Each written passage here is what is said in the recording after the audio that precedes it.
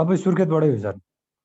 ए okay, ठिकै छ। अब हामी अब एकाउन्टिङको बेसिक कन्सेप्टबाट म तपाईँहरूलाई भनिदिन्छु है। आज र भोलिको क्लास चाहिँ हामी बेसिक एकाउन्टेन्टमा एकदम बेसिक कन्सेप्टहरूबाट जाउँ।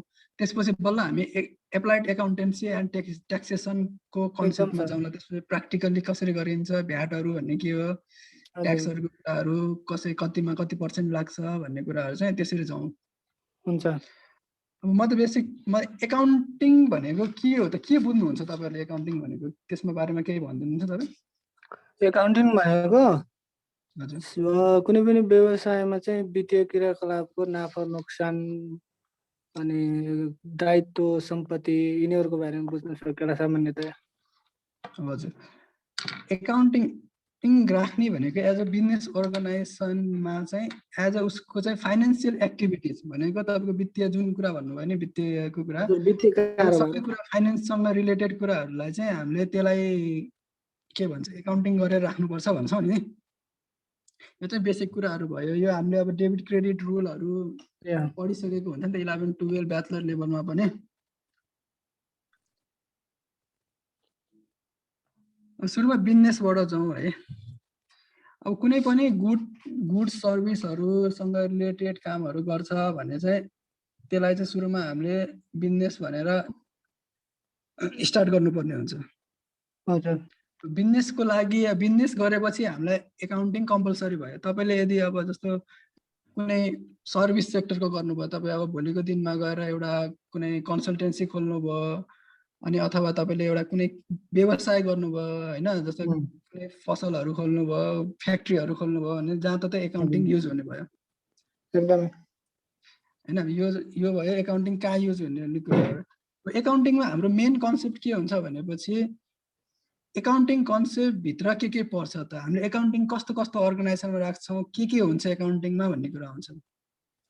अब एकाउन्ट भएपछि राखेपछि हामीलाई यति कुरा थाहा हुनुपर्छ भने डेबिट क्रेडिट कसरी गर्ने।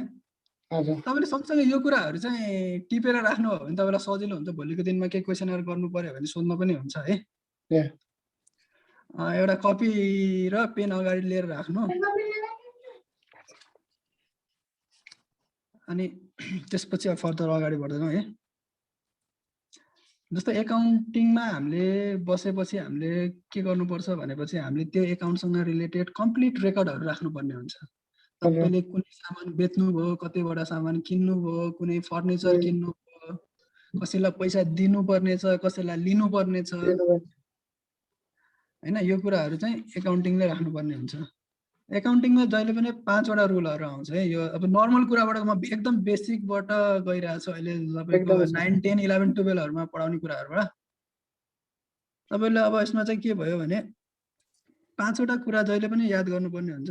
Assets, liabilities, capital, income, expenses है। तपाईँहरूले यहाँ केही बुझ्नु भएन भने सोधिहाल्नु ल। पछि पढ्दै जाँदा फेरि चाहिँ अब कहाँ पुगिरहेको हुन्छ नि त। अब यसमा तपाईँको अब हामीले एकाउन्टिङमा राख्ने भनेको जहिले पनि जर्नल इन्ट्री हाल्नुपर्छ सुरुमा। जर्नल इन्ट्री भयो। जर्नल इन्ट्रीको आधारमा हामीले लेजर बनाउँछौँ। लेजरको आधारमा हामी ट्रायल ब्यालेन्स बनाउँछौँ। अनि ट्रायल ब्यालेन्स पछि त्यो ट्रायल ब्यालेन्समा आएको आइटमलाई इन्कम स्टेटमेन्ट, त्यसलाई पिएल पनि भन्छ, अनि हाम्रो ब्यालेन्स सिटमा राख्छौँ। यो भयो के भन्छ एकाउन्टिङलाई राख्नुपर्ने कुन हेडिङमा राख्नु। एकाउन्टिङको मेन कोर भन्छ नि, एबिसिडी भन्छ नि, जस्ट लाइक द्याट क्या। Assets, liabilities, income, expenses, capital. अब यसपछि यो बनाउने कसरी त, जर्नल इन्ट्री क्रिएट गर्ने कसरी भन्ने कुराहरू आउँछ। अब जहिले पनि लायबिलिटिज, क्यापिटल अनि त्यसपछि तपाईँको इन्कमको पार्टलाई चाहिँ क्रेडिट हुन्छ अनि एसेट्स र तपाईँको एक्सपेन्सेसहरू डेबिटहरू गर्नुपर्छ। यो भयो as a journal entry create गर्ने बेलाको। मैले हजुरहरूलाई भनिरहेको त सबै ओभरअल माथि सर्फेसली कुराहरू गरिरहेको छु है अहिले। अनि अनि यो कुराहरू तपाईँको ट्रायल ब्यालेन्सबाट हामीले इन्कम स्टेटमेन्ट बनाउँछौँ। जहिले पनि इन्कम स्टेटमा आउने आइटम भनेको इन्कम र एक्सपेन्सेस। इन्कम र एक्सपेन्सेस जहिले पनि इन्कम स्टेटमा आउँछ। अनि त्यसपछि ब्यालेन्स सिटमा तपाईँको एसेट्स, लायबिलिटिज, क्यापिटल, यो चाहिँ हाम्रो ब्यालेन्स सिटमा आउँछ। यहाँसम्म त भयो हाम्रो इन्कम स्टेटमेन्ट बनाउने तरिका, एज अ फाइनेन्सियल स्टेटमेन्ट भन्छ त्यसलाई चाहिँ। अब यसपछि आउँछ क्यास फ्लो एनालाइसिस।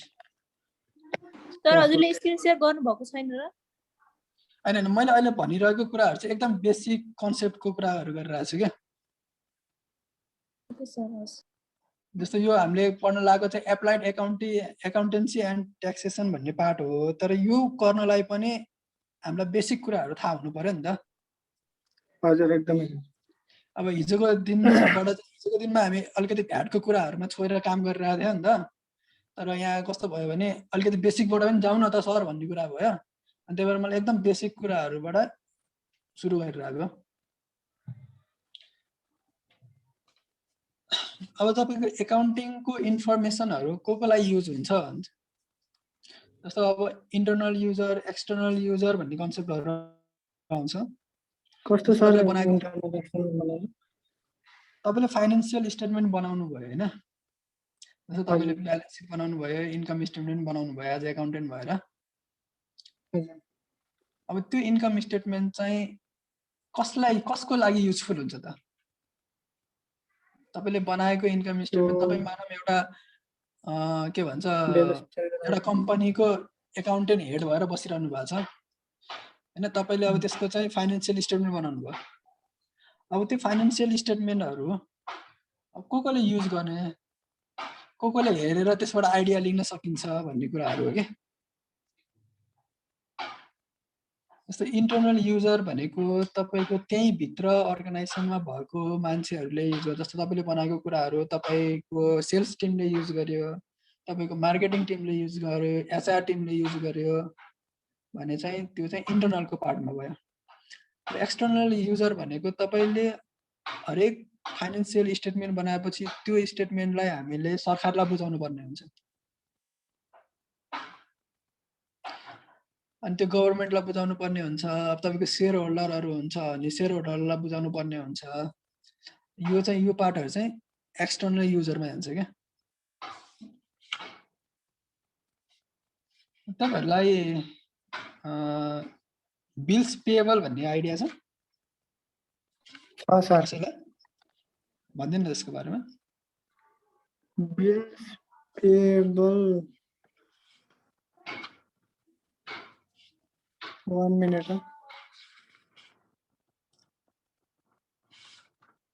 तपाईलाई जे थाहा छ त्यही भनिदिनु, म भनिदिन्छु। दुई चारवटा मैले यस्तो टर्महरू मात्रै तपाईहरुलाई युज टु हाउस भनेर मात्रै भन्न लाग्यो कि अहिले चाहिँ। सर म भनम? हजुर भन्नुस्। सर यो चाहिँ ब्यालेन्स सिटको लायबिलिटी साइडमा पर्छ। यो चाहिँ हामीले तिर्नु पर्ने हामीहरूको दायित्व हो। हजुर हजुर।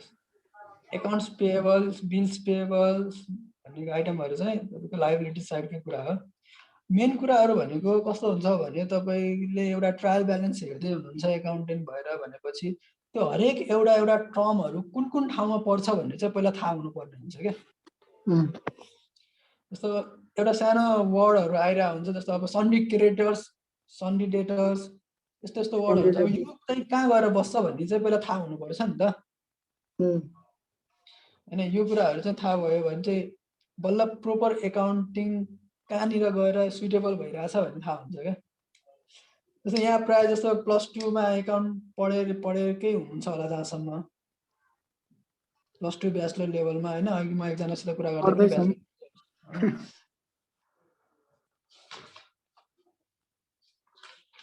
यहाँ गोइङ कन्सर्न कन्सेप्ट भन्ने तपाईहरुलाई थाहा छ के आइडिया?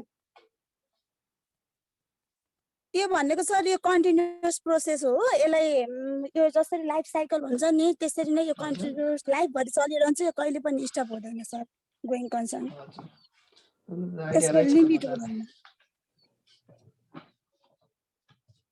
हुँदैन यही नै हो गोइङ कन्सर्न भनेको। अब त्यसपछि हामी क्यास फ्लोको बारेमा पनि अलि डिस्कस गरौँ होइन। क्यास फ्लो कसले पढ्नु भएको छ पहिला? पढेछ हल्का क्यास फ्लोको मेन बनाउनु कारण थाहा छ तपाईँलाई? के क्यास तर गयो हाम्रो जानेर आउने कुरालाई चाहिँ रेकर्ड राख्ने काम गर्छ क्यासको बेला। सर जति पनि हाम्रो क्यास अर्गनाइजेसनमा कति क्यास कति आउट इन्फ्लो भयो भएको कति छ क्यास कति इन आउटफ्लो भयो भएको भनेर छ त्यो रेकर्ड कुरालाई ध्यान राख्नुहुन्छ। दिन्छ। हजुर यस्तो यो चाहिँ क्यास फ्लो भन्छौँ। यसबाट चाहिँ हामीले ओभरअल अर्गनाइजेसनको क्याससँग रिलेटेड ट्रान्जेक्सन कस्तो भइरहेछ त, क्यास फ्लो हेरेर चाहिँ हामीले अर्गनाइजेसनको अब यसको फ्युचर कस्तो हुन्छ भन्ने कुराहरूमा चाहिँ हामीले त्यसलाई प्रेडिक्ट गर्नको लागि क्यास फ्लो बनाइरहेको हुन्छ। जस्तो तपाईँहरूको पढ्दा पनि कुराहरूमा के भन्छ, तपाईँको ट्रायल ब्यालेन्स दिएपछि इन्कम स्टेटमेन्ट, ब्यालेन्स सिट अनि क्यास फ्लोहरू बनाऊ भनेर सोधिरहेको हुन्छ नि त क्वेसनमा।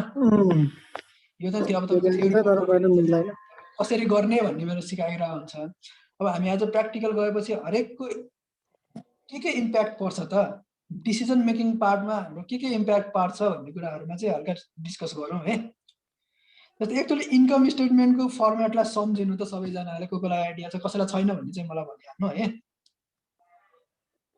सर पार्टिकुलर अमाउन्ट डेबिट साइडमा चाहिँ एक्सपेन्सेस पर्छ, क्रेडिट साइडमा चाहिँ इन्कम पर्छ। तपाईँले भनेको इन्कम स्टेटमेन्टको एउटा फर्मेटको कुरा गर्नुभयो है। त्यहाँनिर हामीले टु ओपनिङ स्टक राख्छौँ, पर्चेज राख्छौँ डेबिट साइडमा होइन। हजुर क्लोजिङ स्टक क्रेडिट साइडमा सेल्सको कुराहरू आउँछ, क्लोजिङ स्टकहरूको कुराहरू आउँछ है। अनि त्यहाँपछि एउटा आउँछ त्यहाँ ग्रस प्रफिट भन्ने आउँछ क्या, ग्रस प्रफिट होइन। त्यहाँनिर ग्रस प्रफिट आउँछ भने त्यो ग्रस प्रफिटको मिनिङ के हो त, प्र्याक्टिकल्ली त्यसको मिनिङ के हो त भन्ने कुराहरू बुझौँ। एक्चुअली कसैलाई के ग्रस प्रफिटको बारेमा थाहा छ? सर यदि हामीले किन डेबिटमा पुगेन भने डेबिटमा थप्नु पर्दाखेरि हामीले ग्रस प्रफिट भनेर थप्नु पर्छ। यो चाहिँ तपाईँको थ्योरी पार्ट भयो है। ग्रस प्रफिटले हामीले के दिन्छ भनेपछि, यदि तपाईँ एउटा प्रोडक्सन गर्दै हुनुहुन्छ, तपाईँको एउटा फ्याक्ट्री छ, मानव मन्जुजीको एउटा फ्याक्ट्री छ है, सुर्खेतमा उहाँको एउटा सिमेन्ट फ्याक्ट्री छ होइन। अब यहाँबाट के हुन्छ भने उहाँले सिमेन्ट बन्दासम्म लाग्ने खर्चहरू के हुन्छ त, जस्तो उहाँले चुन ढुङ्गा लिएर आउनुहुन्छ, त्यो सिमेन्टलाई लाग्ने केमिकलहरू हुनसक्छ, त्यो सिमेन्टलाई लाग्ने बनाउने मान्छेहरू वेजेसहरू हुनसक्छ, अनि त्यसपछि तपाईँको त्यहाँकोसम्म आइपुग्दाको गाडी भाडा हुनसक्छ। अब त्यसपछि आउने जति पनि टोटल हाम्रो खर्चहरू हुन्छ अनि त्यो सँगसँगै हामीले त्यो बराबरको त सेल्स गरेको हुन्छौँ। अब टोटल एमाउन्ट अफ सेल्स, त्यहाँ क्लोजिङ स्टकको नि कुराहरू आइरहेको हुन्छ, ओपनिङ स्टक होइन, क्लोजिङ स्टकलाई लास्टमा घटाउनु plus purchase minus sales is equal to closing stock हुन्छ। अब ग्रस प्रफिटले के दिन्छ भनेपछि, तपाईले एउटा कुनै प्रोडक्सन गर्नुभयो पर युनिट, तपाईले कुनै प्रोडक्सन गर्नु भएको छ भने त्यसलाई लाग्ने डाइरेक्ट कस्टहरू घटाएपछि आउने प्रफिट। तपाईले एउटा सिमेन्ट बनाउनु हुन्छ र सिमेन्टलाई मानव बजारमा 500 मा बेचिरहनु भएको छ र त्यो सिमेन्टको एक्चुअल कस्ट 350 हो भने त्यो 150 चाहिँ ग्रस प्रफिट भयो क्या।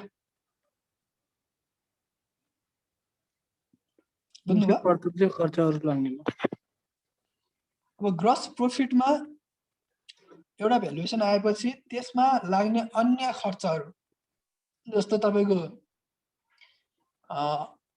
के भन्छ रेन्ट लिनुभयो, रेन्टको खर्च भयो, स्यालेरी दिनुहुन्छ, स्यालेरीको खर्चहरू, एडभर्टाइजमेन्ट गर्नुहुन्छ, एडभर्टाइजमेन्टको खर्चहरू, अरू अन्यथा लाग्ने खर्चहरूलाई चाहिँ घटाएपछि हामी बल्ल नेट प्रफिट निकाल्छौँ।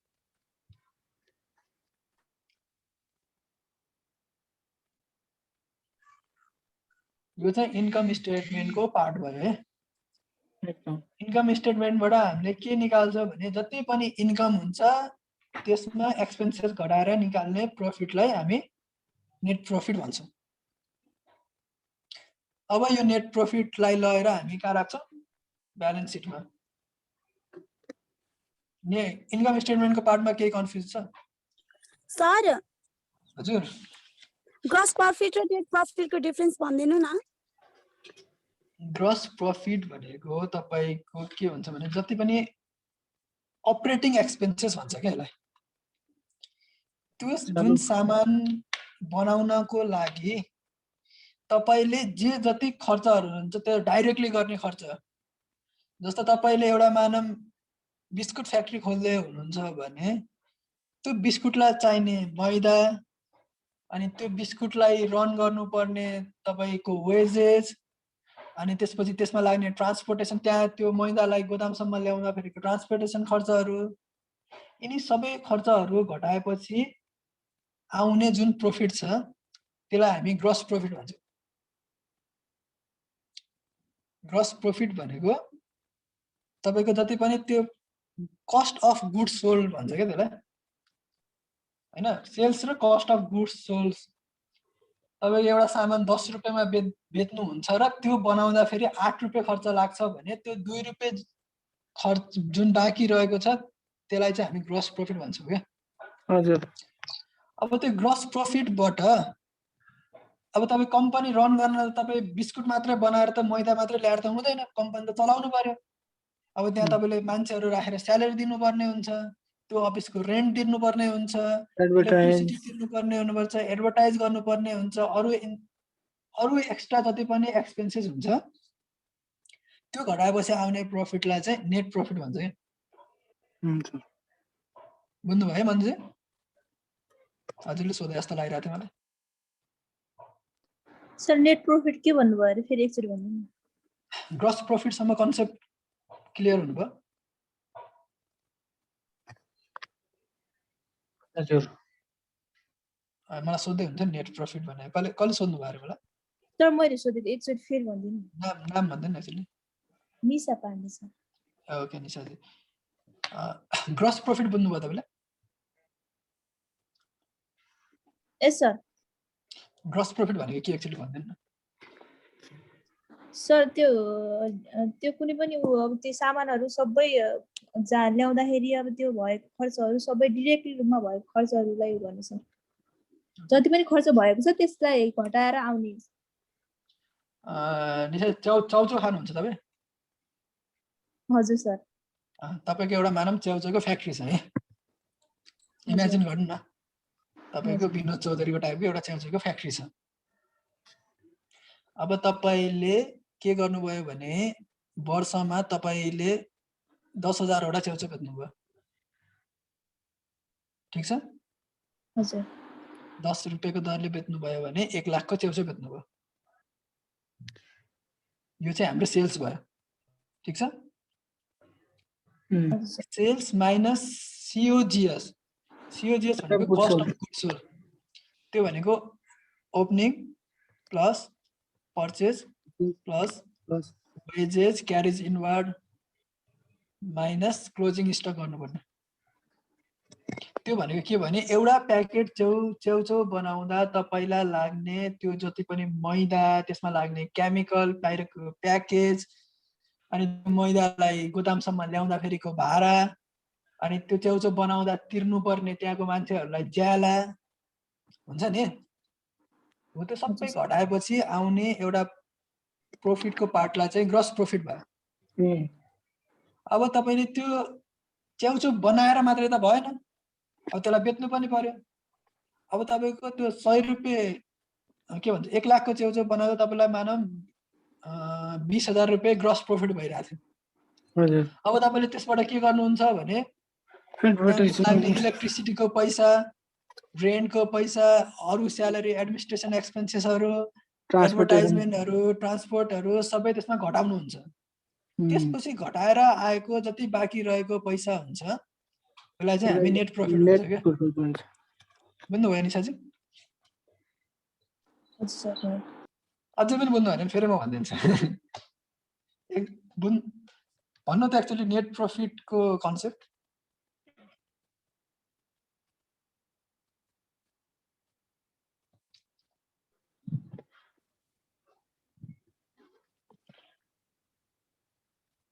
इन्कम स्टेटमेन्टमा कसैलाई केही प्रब्लम छ भन्ने भन्दा हुन्छ है, मजाले सोध्दा हुन्छ। त्यसपछि हामी जान्छौँ ब्यालेन्स सिटमा। ब्यालेन्स सिटमा पर्ने आइटमहरू के आइटमहरू पर्छ एक्चुअली भनिदिनु न कसैले। एसेट साइडमा के पर्छ? करेन्ट एसेट्स, फिक्स एसेट्स अनि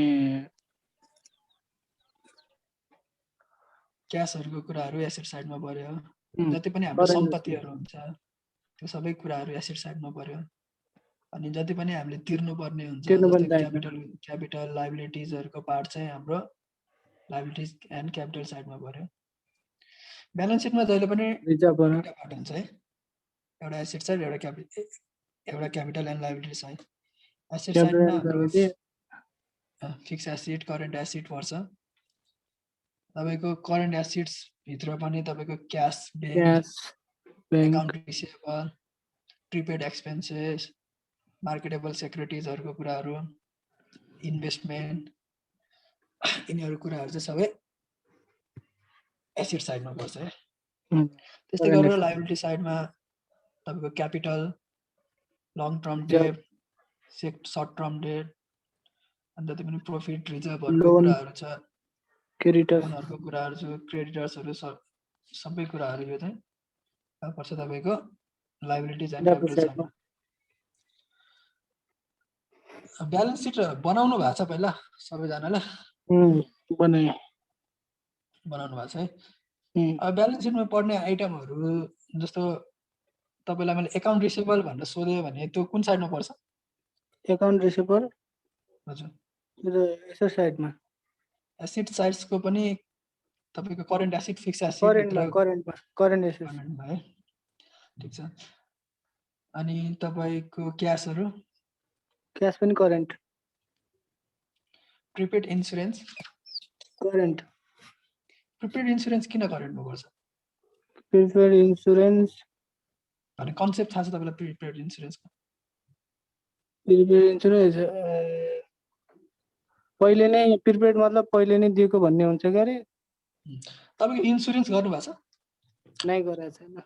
ठीक छ। तपाईले जस्तो आजको दिनमा एउटा इन्स्योरेन्स पोलिसी लेख्नुभयो। हजुर। जस्तो आज तपाईको भनेको आजको 19 गते है? हजुर। तपाईले जेठको 19 गते एउटा इन्स्योरेन्स पोलिसी इन्स्योरेन्स गरेपछि जहिले पनि 1 वर्षको प्राय 1 वर्षकै हुन्छ इन्स्योरेन्स। त्यो भनेको तपाईको आज जेठ 19 गर्नुभयो भने अर्को वर्षको जेठ 18 गतेसम्मको लागि इन्स्योरेन्स हुन्छ। तर हामीले बनाउने फाइनान्शियल स्टेटमेन्ट हैन जुन फिस्कल इयरको हुन्छ, जस्तो अहिले हामीले बनाउन लाग्यो भने 77 78 को बनाउँछ। हजुर। भनेपछि जति पनि पोर्सन हामीले के भन्छ तपाईको असार एन्ड सम्म तिरे हुन्छ, हजुर, त्यो पोर्सन मात्र यो वर्षको खर्च हो नि त। जस्तो तपाईले 1000 को इन्स्योरेन्स गर्नुभयो, इन्स्योरेन्स प्रिमियम 1000 को तिर्नु भयो भने 1 वर्षको 1000 तिर्नु भयो। जस्तो अब आजको देखि 1 महिना 11 दिनको जति भागमा पर्छ त्यो मात्र यो वर्षको खर्च हो। त्यो बाँकी जति पनि हुन्छ त्यो सबै के भयो? प्रिपेड इन्स्योरेन्स भयो के। ओके, बुझ्नु भयो? ब्यालेन्स सिट बनाउँदा फेरि डेबिट एन्ड क्रेडिट नमिलेको को हुनुहुन्छ एक्जाममा? प्राय मिल्दैन। एकदम सजिलो छ नि। पहिला ट्रायल ब्यालेन्स दिया हुन्छ है। एक्जाम पोइन्ट अफ भ्यूले पनि म यसो भन्दिँदाखेरि चाहिँ ट्रायल ब्यालेन्स दिएको हुन्छ अनि तपाईको तल 5-6 वटा एडजस्टमेन्ट दिएर हुन्छ। हजुर। एडजस्टमेन्ट जहिले पनि डबल इन्ट्री हुन्छ। हजुर, डबल ठाउँ। कि त तपाईको इन्कम स्टेटमेन्टमा जान्छ कि त ब्यालेन्स सिटमा जाने हो। त एउटै ट्रायल ब्यालेन्स पनि जहिले इक्वल एमाउन्ट हुन्छ। अनि त्यो दुईटा इन्ट्रीमा गर्दा पनि एमाउन्ट त इक्वल नै हुने भयो। अनि त्यो गर्दा चाहिँ तपाईँको बरु ब्यालेन्स सिट बिग्रिएला तर तलको जुन ब्यालेन्सिङ एमाउन्ट हुन्छ नि मिल्छ त्यो चाहिँ ब्यालेन्स सिट बनाउन सक्यो भने चाहिँ कहिले पनि बिग्रिँदैन क्या। यस्तै हो सर, बिग्रिहाल्छ कि हाल्ने। ठिकै छ, त्यो एकचोटि प्र्याक्टिस गर्नु न। यो त भयो बेसिक एकाउन्टिङको कन्सेप्टहरू। अहिले हामी ब्यालेन्स सिटहरूसम्म पुग्यौँ। यो बेसिक कुरामा कसैलाई केही कन्फ्युज छ भने एकचोटि सोद्धा हुन्छ है मजाले, केही नबुझेको कुराहरू छ भने।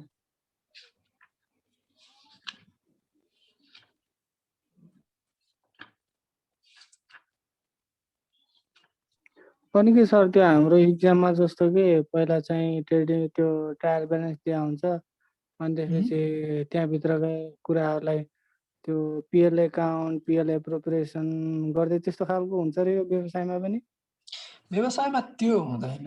ट्रायल ब्यालेन्स चाहिँ तपाईँ आफै बनाउनु पर्ने हुन्छ। जस्तो तपाईँले सामान किन्नुभयो भने पनि त्यसको जर्नल इन्ट्री हाल्नुहुन्छ। जर्नल इन्ट्री हालेपछि लेजरमा पोस्टिङ गर्नु पर्यो होइन। हजुर। अब त्यो भनेको प्र्याक्टिकल लाइफमा के हुन्छ भने तपाईँलाई बनाएर कसैले केही दिँदैन, आफूले बनाउनु पर्यो। प्र्याक्टिकल लाइफमा तपाईँ अब जस्तै आज एकाउन्टेन्ट भएर बस्नुभयो अथवा तपाईँ एउटा कन्सल्टेन्टको रूपमा बस्नुभयो भने तपाईँलाई थाहा हुनुपर्ने कुराहरू के हुनुपर्छ भने जति जुन पनि 5वटा कन्सेप्टको कुरा भयो, एसेट्स, लायबिलिटिज, क्यापिटल, इन्कम, एक्सपेन्सेसको कुरा भयो, त्यो पार्टिकुलर कुन हेडिङमा गएर बस्छ भन्ने कुराहरू चाहिँ हामीलाई थाहा हुनुपर्ने हुन्छ। अब मैले तपाईँलाई अहिलेसम्म भनेको कुराहरू के हो भनेपछि सबै कुराहरू थियोरिटिकल पार्टहरूबाट भने है। अब म यो स्लाइड अनुसार बरु अब सुरु गरौँ। अब तपाईँहरूलाई म भ्याटको कुराहरू हल्का आइडिया दिन्छु। भ्याट फुर्कान सर एकचोटि स्लाइड गरिदिनु न, चेन्ज गरिदिनु न हजुरहरूको।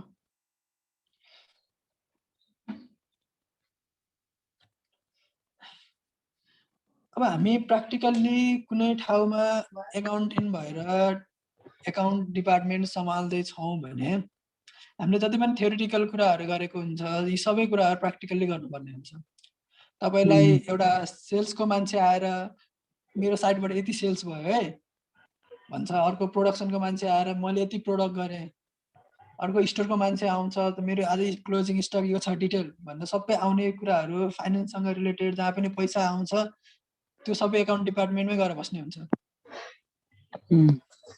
अब एकाउन्ट डिपार्टमेन्टमा गएर बसेपछि अब त्यसलाई हामीले जसरी नै हामीले जर्नल इन्ट्रीहरू बनाइरहेको हुन्छ नि यसरी नै जर्नल फिलअप गर्नुपर्ने हुन्छ। यसरी नै हामीले पर्चेज लेजर फिलअप गर्नुपर्ने हुन्छ, डे बुक बनाउनु पर्ने हुन्छ, क्यास बुक बनाउनु पर्ने हुन्छ। अब तपाईँको यो फर्मेटहरूको कुराहरू चाहिँ कसरी बनाउने भने बिस्तारै हामी अर्को लेक्चरहरूमा कुरा गर्दै जान्छौँ। अनि तपाईँको पेमेन्ट भाउचर, रिसिभ भाउचर कसरी काट्ने त यिनीहरू, अनि यो सबै बनाएको कुराहरूलाई चाहिँ सिस्टमेटिक तरिकाले रेकर्डिङ गरेर फाइलिङ कसरी गर्ने कुराहरू यो चाहिँ एकाउन्टेन्टको की रोलहरू हो कि। एकाउन्टेन्ट भएपछि तपाईँको के हुन्छ भनेपछि खाता बनाएर मात्र पनि हुँदैन क्या, त्यो प्रोपर सिस्टमेटिक तरिकाले कसरी राख्ने हो त त्यसले पनि एउटा प्रोपर एकाउन्टेन्टको रोल देखाउँछ क्या। तपाईँको एमडीले आएर के भन्यो भने सर मलाई यो एउटाको फाइल दिनु भन्यो भने तपाईँले अब यो कहाँ छ के छ खोजिरहनु पर्यो भने तपाईँ त्यसमा प्रोपर मानिनुहुन्न क्या। त्यसमा के हुन्छ सिस्टमेटिक तरिकाले राख्नुपर्छ, systematic arrangement of data and voucher भन्ने टाइप नै हुन्छ नि त्यसमा। अनि त्यसपछि प्र्याक्टिकल्ली तपाईँलाई के थाहा हुनुपर्छ एकाउन्टेन्ट भनेपछि तपाईँको यो जति पनि अहिले ब्यालेन्स सिटसम्मको काम भयो यो बाहेक तपाईँलाई भ्याटको आइडिया हुनुपर्ने हुन्छ। नर्मल ट्याक्स भनेको के हो भन्ने थाहा हुनुपर्छ, टिडिएस भनेको के हो भनेर थाहा हुनुपर्छ। यो कुराहरू टिप्दै जानु अनि बिस्तारै क्लासमा कुनै बेला केही छुट्न सक्ने हुँदाखेरि चाहिँ सर तपाईँले यो कुरा गर्नुभएको थियो एकचोटि यसको बारेमा बताइदिनुहोस् भन्न सजिलो हुन्छ क्या। हुन्छ सर, त्यो टिप्दै बस्नु होला। अनि त्यसपछि तपाईँको भ्याट कसरी फाइलिङ गर्ने, अनि तपाईँको D1 कसरी फाइलिङ गर्ने, D2 भनेको के हो, D3 भनेको के हो, हामीले कहाँ गएर फाइलिङ गर्छौँ यो कुराहरू आउँछ। ओके। जस्तो अहिलेको कुरा अनुसार चाहिँ अब जस्तो अब अस्ति बजेट भाषणदेखि अलिकति चेन्ज भएको छ भन्दै थियो, तर पनि हामी चाहिँ केमा फोकस हुन्छौँ भने हरेक कुराको आफ्नो एक्टहरू हुन्छ क्या। जस्तो हाम्रो देश चल्नको लागि संविधान चाहिरहेको हुन्छ नि, यस्तै गरेर भ्याटको आफ्नो एक्ट छ। इन्कम ट्याक्स एक्ट भन्ने हुन्छ, भ्याट एक्ट भन्ने हुन्छ होइन। हामी चाहिँ यसभित्र गएर काम गर्छौँ क्या। रुलमा के छ, एक्टमा के छ, यही कुरा नै प्र्याक्टिकली युज गर्नुपर्छ। तपाईँ मध्ये कतिजनाले बजेट पढ्नु भएको छैन भने अब तपाईँ यो फिल्डमा आउँदै हुनुहुन्छ भने एक्चुअली सर र बजेट पढ्नुहोस्। बजेट तपाईँलाई बरु अर्को क्लासमा बजेटमा लिङ्क, बजेटको त्यो लिङ्क PDF फाइलमा यस्तो क्लासमा राखिदिउँला अर्को क्लासमा। एक्चुअली त्यो पढ्नु, त्यो पढेपछि तपाईँलाई देशको स्थिति के छ, कसरी राख्ने, यसले कहाँ कहाँ इम्प्याक्ट गर्छ भन्ने कुराहरू चाहिँ थाहा हुँदै जान्छ क्या। बजेटको पनि छुट्टै के हुन्छ र फर्मेट हुन्छ सर? होइन, बजेटको फर्मेट भन्दा पनि बजेटमा के कुराहरू चेन्ज भयो त। तपाईँ यो फिल्डमा आइसक्नु भयो भनेपछि, एकाउन्टेन्ट फिल्डमा आइसकेपछि के हुन्छ भने तपाईँको सधैँभरि एउटै रुल हुँदैन क्या, चेन्ज भइरहन्छ क्या। हरेक नयाँ वर्षमा हरेक नयाँ कुराहरू चेन्ज हुँदै जान्छ। जस्तो अस्तिको दिनसम्म भ्याटमा एउटा एक्ट थियो भने बजेटपछि बजेटमा चेन्ज हुँदै जान्छ। यो कुराहरू त अपडेट हुनु पर्यो। प्रोपर एकाउन्टेन्ट भएपछि यो कुराहरू त थाहा हुनु पर्यो। त्यही भएर बजेट चाहिँ मोस्ट इम्पोर्टेन्ट हो। यो एकाउन्टिङ फिल्डमा चाहिँ बजेटलाई चाहिँ अलिकति ध्यान दिएरै गर्नुपर्छ। जति पनि हाम्रो व्यवसाय गर्छौँ जहाँ चाहिँ यदि हामीले सामानहरू वस्तुहरूको जति छ त्यसमा चाहिँ 50 लाख भन्दा माथिको ट्रान्जेक्सन गर्छौँ भने त्यो चाहिँ कम्पलसरी भ्याटमा जानुपर्ने हुन्छ। अस्तिको बजेट गर्दा चाहिँ 1 करोड भन्ने कुरा भएको थियो, तर पनि फेरि भ्याट म्यानुअल भन्ने छुट्टै निकाल्छ क्या सरकारले। अस्ति मात्र हिजो मात्रै निकालेको थियो। त्यसमा चाहिँ एज इट इज नै पुरानै कुराहरूलाई नै राख्ने, 50 लाख लाने भन्ने कुराहरू भइरहेछ। त्यसमा पनि कन्ट्रोभर्सी चलिरहेछ। अब त्यो अझै फाइनल चाहिँ भइसकेको छैन। म्यानुअलले एउटा कुरा भनिरहेछ, बजेटले एउटा कुरा भनिरहेछ। अनि जति पनि सर्भिस सेक्टरको कुराहरू छ, जति पनि अब तपाईँको के भन्छ कन्सल्टेन्सी टाइपको सर्भिसहरू गर्नुहुन्छ, यो चाहिँ 20 लाखसम्म भन्दा माथिको गयो भने चाहिँ भ्याटमा जानुपर्ने हुन्छ। भ्याट भनेको हाम्रो इन्डाइरेक्ट ट्याक्स हो।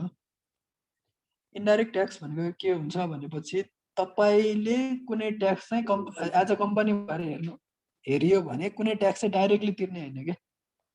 जस्तो तपाईँ कुनै रेस्टुरेन्टमा जानुभयो, तपाईँले खाना खानुभयो 100 रुपियाँको, अब त्यहाँ के हुन्छ भ्याटको बिलमा तल भ्याट बिल तल भ्याट 13% भनेर 13 रुपियाँ प्लस गरेर हामीबाटै लिन्छ नि त, कन्ज्युमरबाट नि त। त्यो 13 रुपियाँलाई लगेर सरकारलाई बुझाउनु पर्ने हो। यो प्रोसेसलाई भन्छ इन्डाइरेक्ट ट्याक्सको प्रोसेस हो क्या। अब हामीले के भन्छ यो भ्याटहरू कहाँ रेकर्ड गर्ने, इन्कम ट्याक्स कहाँ रेकर्ड गर्ने भने यहाँनिर इनल्यान्ड रेभेन्यू डिपार्टमेन्टको कुराहरू छ। यो भनेको IRD को साइड हो। एक्चुअली तपाईँहरू फ्री हुनुहुन्छ र एक्चुअली हेर्नुपर्ने साइड हो। यहाँभित्र के छ तपाईँहरूलाई हल्का आइडिया मात्र लिएर राखिरहनु। फर्दर के भन्छ फ्युचर क्लासहरूमा हामी यसको बारेमा पनि डिस्कस गर्छौँ, कसरी गर्छौँ, इन्डिभिजुअल भ्याट रिटर्न कसरी हाल्छौँ एक एक गरेर।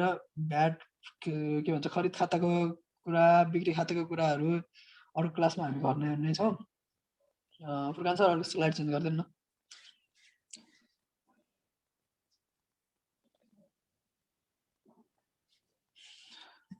जस्तो एज अ कम्पनी भएर सोच्दाखेरि चाहिँ तपाईँले कुनै सामान किन्नुभयो भनेपछि तपाईँले किनेको सामानमा पनि त्यहाँनिर भ्याट लगाइरहेको हुन्छ।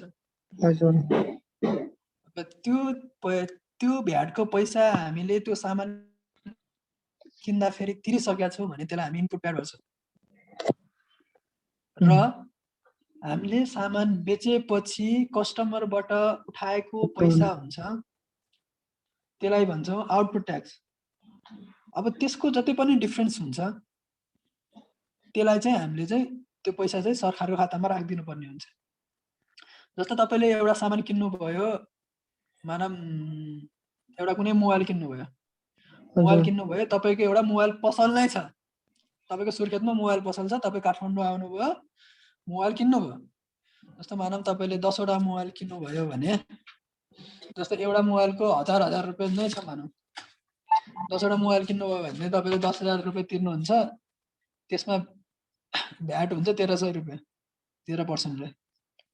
भनेपछि त्यो मोबाइल तपाईँले अब सुर्खेत लैसक्दाखेरि यदि तपाईँ भ्याटमा दर्ता भइसक्नु भएको इन्टिटी हुनुहुन्छ भने तपाईँको कस्ट त 10,000 रुपियाँ नै हुनुभयो। तर यदि तपाईँ भ्याटमा हुनुहुन्न, तपाईँ प्यानमा हुनुहुन्छ भने अब तपाईँले यो कुराहरू पनि बुझ्नुपर्ने हुन्छ कि तपाईँले बेच्दाखेरि कतिमा बेच्ने त। अब हामीले चाहिँ के हुन्छ भने 10,000मा किनेको भ्याटको मतलब गर्दैन, अनि 11,000मा बेचेपछि मलाई 1,000 रुपियाँ फाइदा भयो भन्ने सोचिन्छ नि त। अनि यस्तो यस्तो कुराहरूले गर्दा पनि कम्पनीहरू लसमा जाने पर्ने धेरै रिजनहरू छ क्या। अब यसमा इनपुट भ्याटमा हामीले 1300 रुपियाँ पहिला तिरिसकेका छौँ।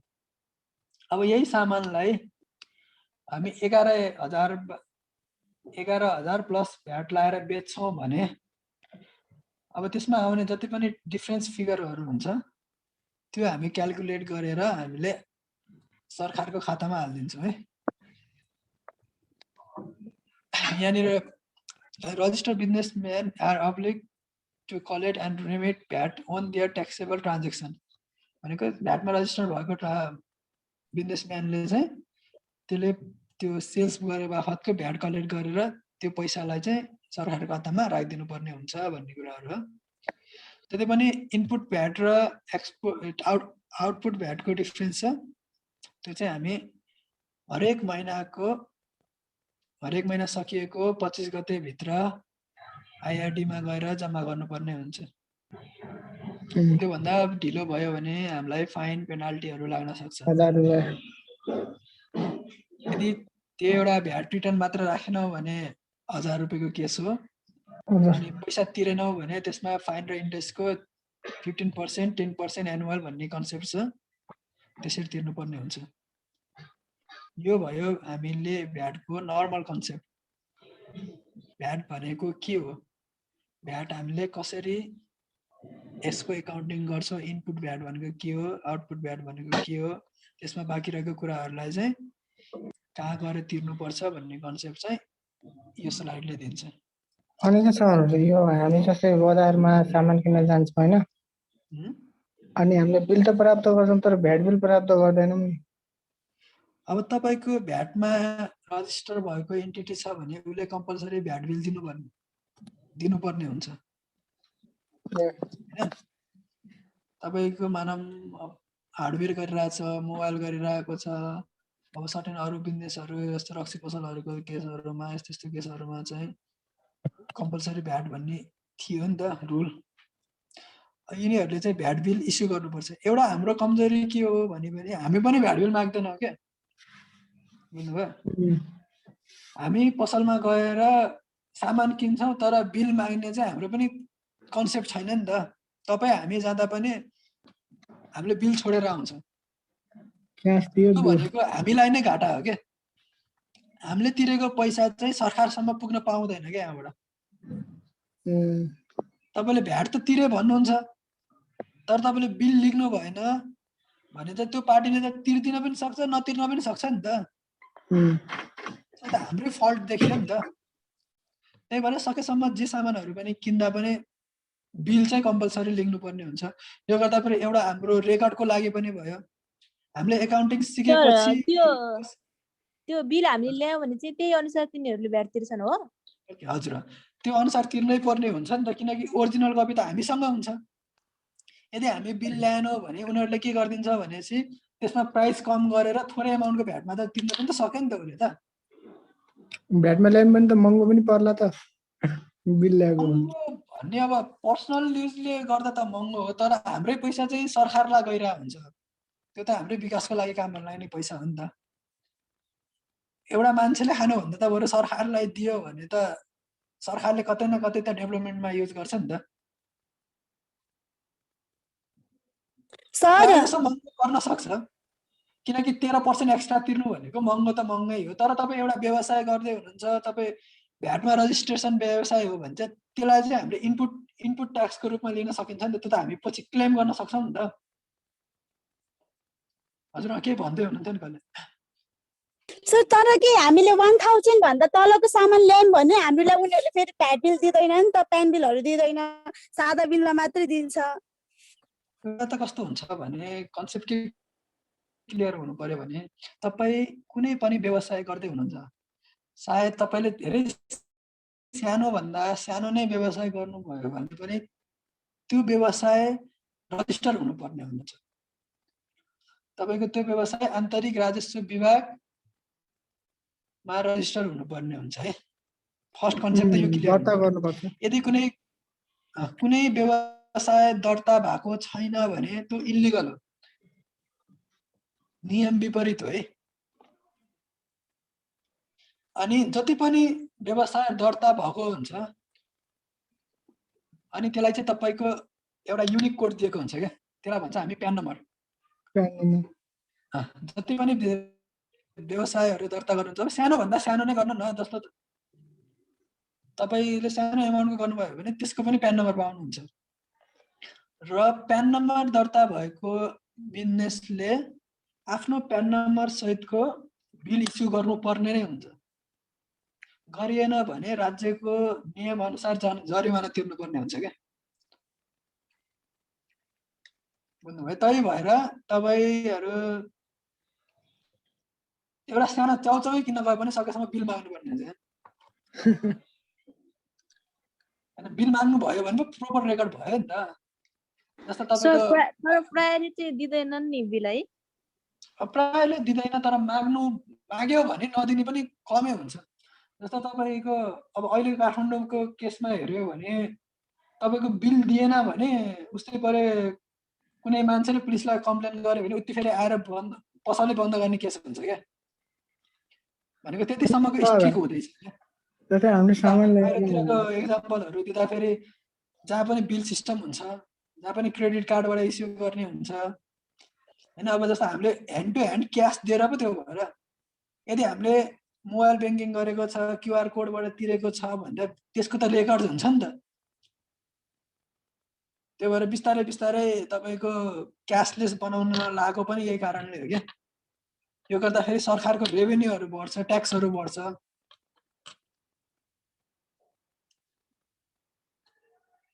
अनि हामी कहाँ थियौँ? त्यही भएर बिल चाहिँ माग्नु है। अनि सर हामीले बिल त माग्यौँ, भ्याट पनि तिर्यौँ होइन? हजुर भन्नु न। हेलो एकछिन हल्ला थियो कि। अनि हामीले बिल त ल्यायौँ होइन, हामीले भ्याट क्लेम कसरी गर्नु त? भ्याट क्लेम म सिकाउँछु बिस्तारै। तपाईँ एउटा बिजनेस पर्सन हुनुहुन्छ भने चाहिँ तपाईँ भ्याटमा रजिस्टर गर्नुहुन्छ भने त्यो हरेक महिनाको 25 गतेभित्र भ्याट रिटर्नबाट गर्नु। नेक्स्ट लेक्चरमा त्यो कुराहरू छ। आज चाहिँ हामी धेरै कुराहरू थ्योरी बेसमा गरेर डिस्कस गऱ्यौँ होइन। त्यो गर्दाखेरि तपाईँलाई पनि अलिकति रिफ्रेस भयो भने र तपाईँले एक्चुअली सर घर गएर एकाउन्टिङ कन्सेप्टहरूको कुराहरू हेरिदिनु भयो भने हामी फर्दर डिस्कसनको लागि चाहिँ सजिलो हुन्छ क्या। ओके। जस्तो तपाईँले पढेकै कुराहरूलाई मैले आधी घन्टा लगाएर सर एक्सप्लेन मात्र गरिदिएको थिएँ नि त। यही कुराहरू तपाईँले भोलि गएर हेर्नुभयो भने, आजको दिनमा गएर हेर्नुभयो भने हामी भोलि पढ्ने कुराहरूलाई चाहिँ धेरै सजिलो हुन्छ क्या। हामी जति पनि पढ्दैछौँ सबै कुराहरू प्र्याक्टिकली कुराहरू गर्छौँ। जस्तो भ्याट कसरी इन्ट्री गर्ने, भ्याटमा के राख्नुपर्ने हुन्छ, कस्तो कस्तो आइटमलाई भ्याटमा इन्क्लुड गर्नुपर्ने, यो कुराहरू हुन्छ। त्यो भएर चाहिँ तपाईँले त्यो कन्सेप्ट बुझाइदिएको त्यो कारण चाहिँ त्यो थियो। जति पनि हाम्रो ट्याक्स इम्पोज गुडहरू हुन्छ, सर्भिसहरू हुन्छ, त्यसमा चाहिँ भ्याट लाउनु पर्ने हुन्छ। अनि यदि तपाईँले पर्चेस गर्दाखेरि धेरै भ्याट तिर्नुभयो यो महिनाको र सेल्समा चाहिँ कम भ्याट उठाउनु भएको छ भने त्यसलाई चाहिँ हामीले क्यारी फरवर्ड टु नेक्स्ट मन्थ गर्न सक्छौँ। माइनसमा राख्नु, माइनसमा राखेर चाहिँ तपाईँको भ्याट रिटर्नको लागि माइनसमा राखेर अर्को महिनाको लागि हामी क्यारी फरवर्ड। बराबर छ भने के गर्नु त? बराबर भन्ने त त्यस्तो केस हुँदैन। बराबर छ भने लाभ जेरो भएर अब यो तिर्नु परेन। जस्तो तपाईँले 1000 रुपियाँकै सामान ल्याएर 1000 रुपियाँमै बेच्नुहुन्छ भन्ने त हुँदैन नि त। तपाईँले त बिजनेस गर्नु भनेको त प्रफिट कमाउनलाई हो हैन। त्यो भएर चाहिँ त्यो सिचुएसन चाहिँ कमै आउँछ, नआउला भन्न सकिँदैन, कमै आउँछ भन्ने कुरा।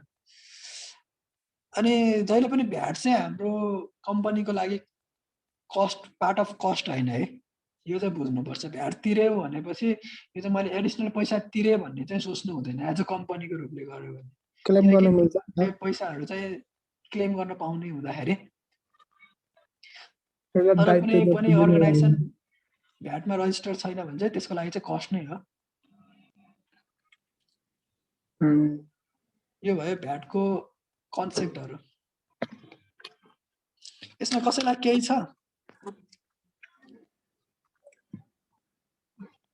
अनि के सर यो 20 लाख भन्दा तल व्यवसाय गर्नेले प्यानमा अनि त्योभन्दा माथि भ्याटमा जानुपर्ने हो?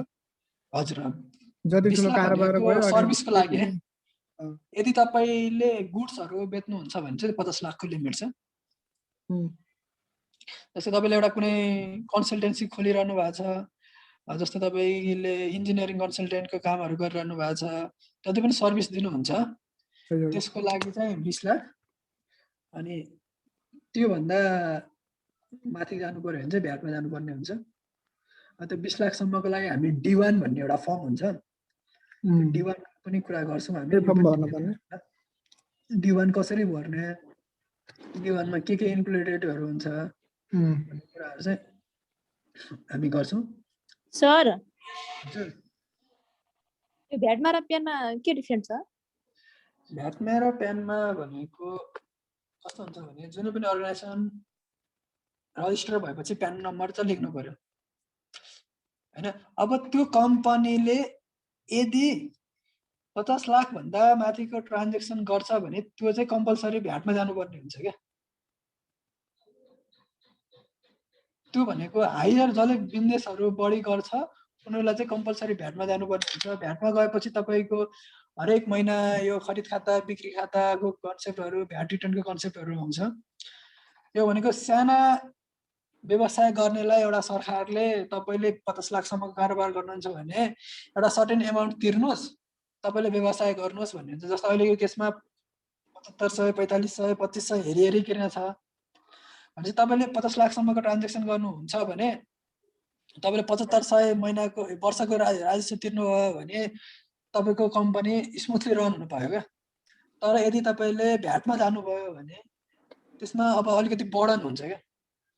जस्तो तपाईको खरिद खाता, बिक्री खाता राख्नुपर्ने हुन्छ, भ्याट रिटर्नहरू मन्थली राख्नुपर्ने हुन्छ, ब्यालेन्स सिट बनाउनु पर्ने हुन्छ, यी सबै कुराहरू चाहिँ गर्नुपर्ने हुन्छ क्या। सर मन्थली तिर्नुपर्छ भ्याट रिटर्न हैन। सानो अर्गनाइजेसनको लागि प्यान भयो। अब तपाईँ अलिकति अर्गनाइजेसन बिल्डअप गर्दै गर्नुहुन्छ भने चाहिँ भ्याटमा जानुपर्ने। कारोबार जति ठुलो भयो त्यति भयो। अब यो भन्दा अगाडिको वर्षसम्म के थियो भने तपाईलाई रक्सीको व्यवसाय गर्नुहुन्छ, फर्निचर गर्नुहुन्छ, हार्डवेयर गर्नुहुन्छ, अनि तपाईले क्लब चलाउनुहुन्छ, ड्राई क्लिनर चलाउनुहुन्थ्यो भने तपाईले मानव 10 लाखकै ट्रान्जेक्सन गर्यो भने पनि कम्पलसरी भ्याटमा जानुपर्ने थियो। तर अहिलेको बजेट भाषणले के भन्दियो भने तपाईँ 50 लाख ट्रान्जेक्सन पुग्यो भने मात्रै जानु, नत्र भए कुनै कम्पलसरी छैन भन्यो कि अहिलेको बजेट भाषणले। बुझ्नुभयो निशाजी? हजुर सर। यो भनेको कस्तो भने प्यान भनेको सानो अर्गनाइजेसन, भ्याट भनेको जति ठुलो अर्गनाइजेसन हुन्छ उसलाई चाहिँ भ्याटमा कम्पलसरी बाइन्ड हुनुपर्छ, रुल अनुसार जानु पर्यो नि त। यो केस नै हो।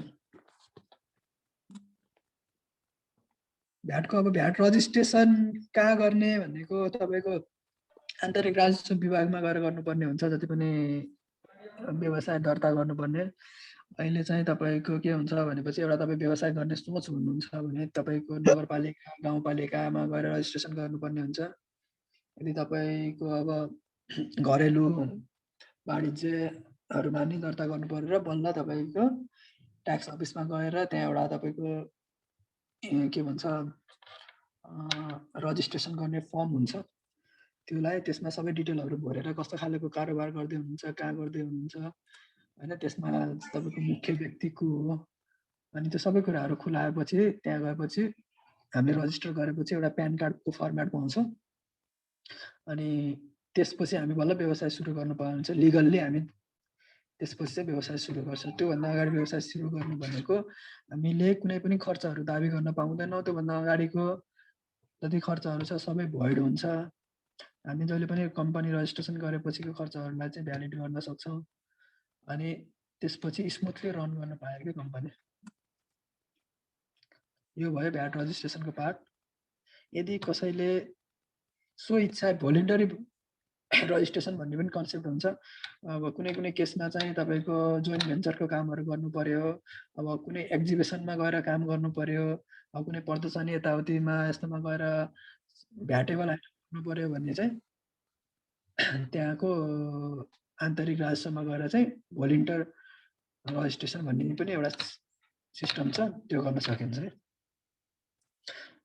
हाम्रो भयो भ्याटको कुरा। भ्याट रजिस्ट्रेसन कहाँ गर्ने, कसरी गर्ने, कसले गर्नुपर्ने छ, किन गर्नुपर्ने पर्ने कुराहरू चाहिँ हामी कुराहरू गऱ्यौँ होइन। अब यसपछि हामी फर्दर क्लासमा चाहिँ अब कस्तो कस्तो केसमा चाहिँ भ्याट खारिज हुन्छ, अनि त्यसपछि तपाईँको डिरेजिस्ट्रेसन गर्दाखेरिको प्रोसेस के हो, अनि भ्याट बिल कस्तो हुन्छ, भ्याट बिलमा के हुनुपर्ने हुन्छ, अनि एब्रिभिएटेड ट्याक्स इन्भोइस भनेको के हो भन्ने कुराहरू चाहिँ हामी चाहिँ फर्दर क्लासमा डिस्कस गर्छौँ। आज क्लासमा केही छ भने नबुझेको कुराहरू एकचोटि बुझ्नुभयो सर? हजुर भ्याट लाग्ने र नलाग्ने आइटमहरूको बारेमा भन्दैन न एकचोटि। भ्याट लाग्नेमा चाहिँ तपाईँको नलाग्ने आइटम भनेको जति पनि नेचुरल प्रोडक्टहरू भन्ने हुन्छ क्या।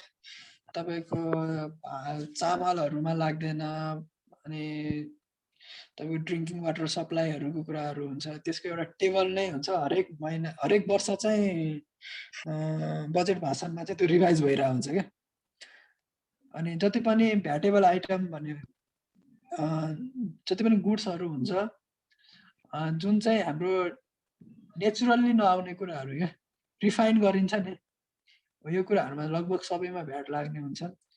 अब तपाईँको अहिलेको केसमा चाहिँ किताबमा पनि लाग्दैन, अनि तपाईँको एग्रिकल्चर गुड्सहरूमा पनि लागिरहेको छैन। यस्तै कुराहरू छ। सोयाबिनहरूमा लाग्दैन, अनि तपाईँको मैदामा लाग्छ, पिठोमा लाग्दैन होइन। अब यस्तो कुराहरू छ क्या, सानो सानो कुराहरू पनि छ। अब हामी बिस्तारै क्लासमा डिस्कस गर्छौँ यसमा के छ के छैन भन्ने होइन। एकचोटि तपाईँहरू आजको दिनमा भ्याउनुहुन्छ भने चाहिँ एक्चुअली बजेट पनि हेर्नु होला, त्यसले चाहिँ फर्दर क्लासमा डिस्कस गर्दाखेरि सजिलो हुन्छ। हामी चाहिँ यो प्र्याक्टिकल क्लासमा के हुन्छ भनेपछि तपाईँहरूलाई पनि आइडिया छ है भनेर हामी अगाडि बढ्ने हुन्छ क्या। बेसिक आइडियाहरू तपाईँलाई पनि छ, हामी चाहिँ प्र्याक्टिकल्ली कसरी गर्छौँ भन्ने सिकाउँछ भन्ने कुराहरूले गर्छौँ। नबुझेको कुराहरू के छ त्यो पनि सोध्दै जानु, अनि बुझेको कुराहरूमा मैले सोधेको कुराहरूमा के आइडिया छ भने त्यो पनि क्लियर गर्दै गयो भने अरू साथीहरूलाई पनि सजिलो हुँदै जान्छ।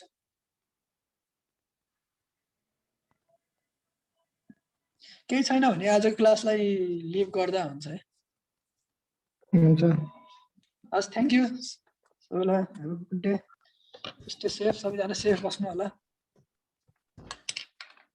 हस्, thank you and same to you sir.